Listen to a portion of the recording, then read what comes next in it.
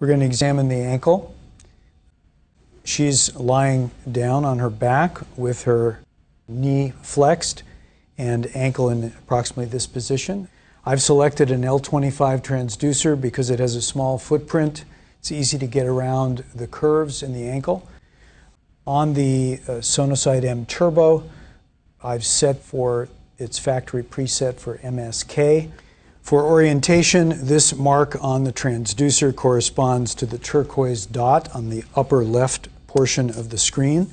And I'll examine the anterior portion of the true ankle joint first. And on the left side of the screen is the tibia. And in this view, you see the tibio-talar joint. There's a hypoechoic or anechoic stripe over the talus, which is cartilage, and there are vessels and tendons superficially. This would be one of the best views for a rheumatologist to find an ankle effusion, and that can be seen as an anechoic area in that V between the two bones. The lateral aspect of the ankle joint can also be examined.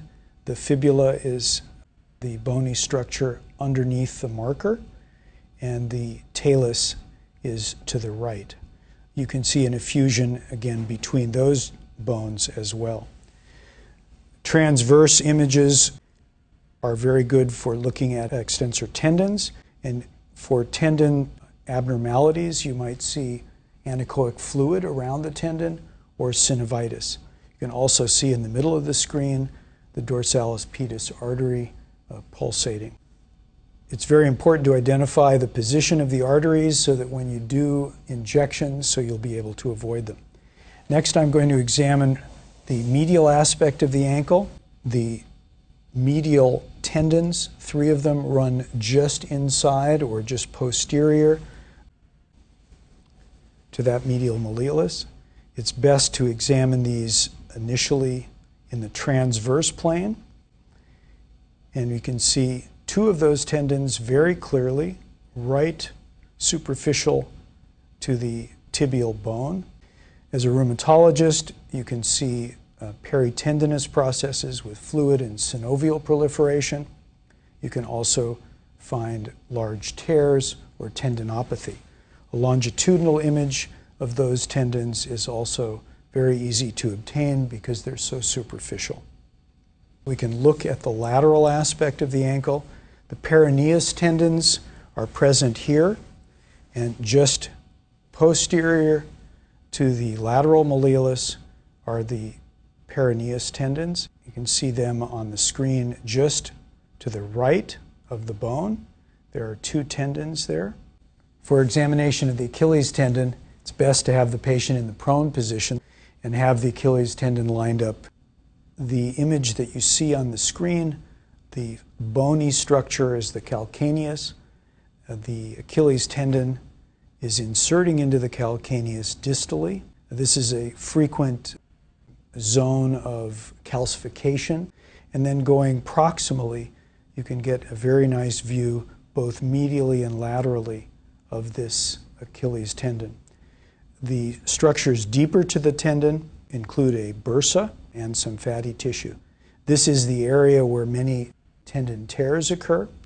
We also should then examine the Achilles tendon transversely, and this can be done all the way distal to the point where this Achilles tendon gets smaller and smaller and inserts on the bone.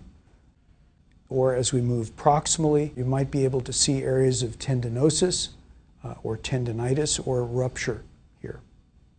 There are a number of appropriate measurements that are frequently taken for the size, assessing the size of the Achilles tendon. These can be done both in the transverse and longitudinal plane, and usually we go just to the border where the calcaneus ends and freeze the image. And then using the calipers, you can place one on this side and one on this side for getting a measurement from medial to lateral. You can then get another measurement of thickness from the superficial to the deep. You can also measure an area. Probably the best way to do it is manual.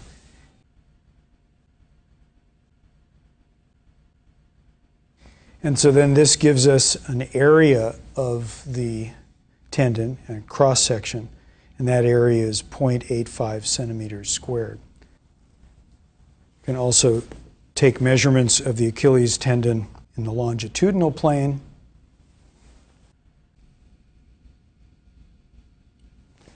And measure the thickness at the edge of the calcaneus.